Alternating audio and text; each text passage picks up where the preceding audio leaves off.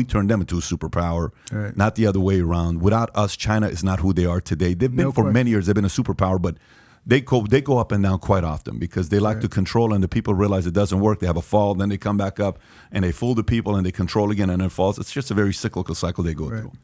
But at the same time, when it comes down to, you're president and you're going with your number one enemy, there isn't anybody that's close to China. Russia's big, but not at the level of China. Right. How should that be handled when it comes out again? Next person gets elected. Say it's DeSantis, say it's Trump, say it's Michelle Obama, whoever it's going to be president again. You're going to face China again. No question. And they're going to push the envelope again. Should you double down on tariffs the way we did before, where it's like, add another 5%, add another 10%, add another this? Well, should that be our approach? You have to inflict pain. You have to discourage that kind of behavior, and that's how you do it.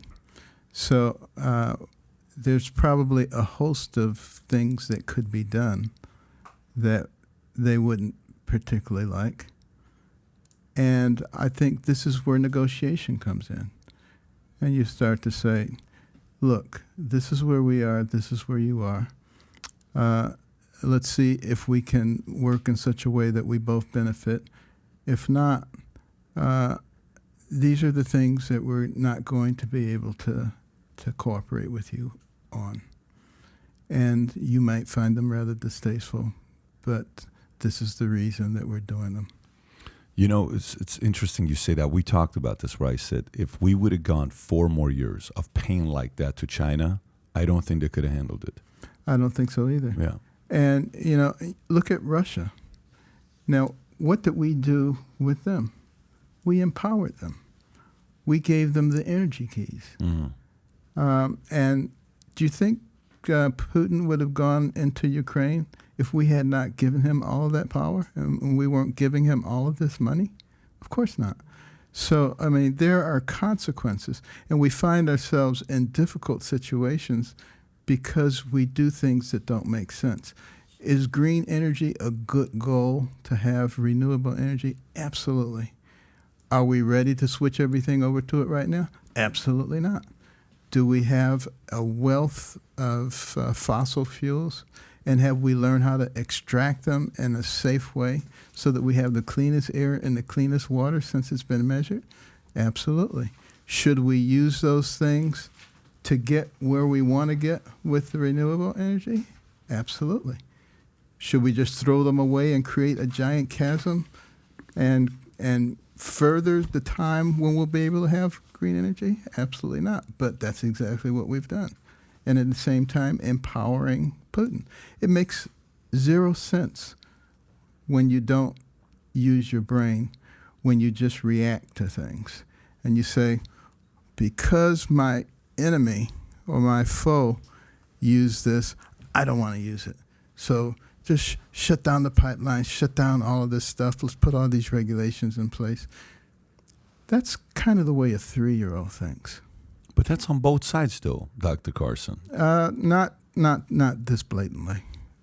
When you do things that hurt the American people, right, so that you can get back at your political adversary, this is probably one of the most blatant examples of that's ever occurred. Is it fair to say that to the left, Putin is their number one enemy, and to the right, China is the number one enemy? Is that a way of putting it? Would you?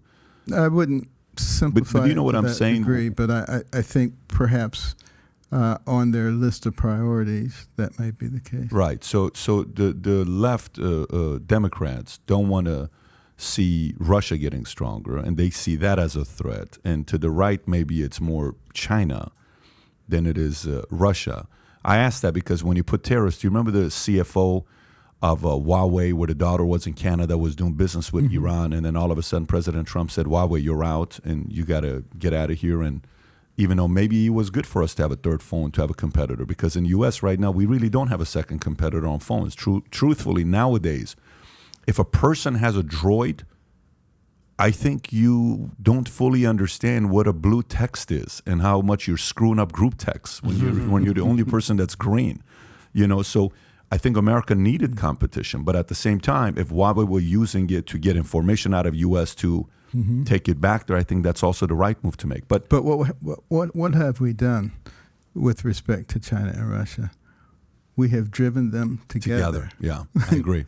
And that creates an even bigger problem. No question about that. So if you like this clip and you want to watch another one, click right here. And if you want to watch the entire podcast, click right here.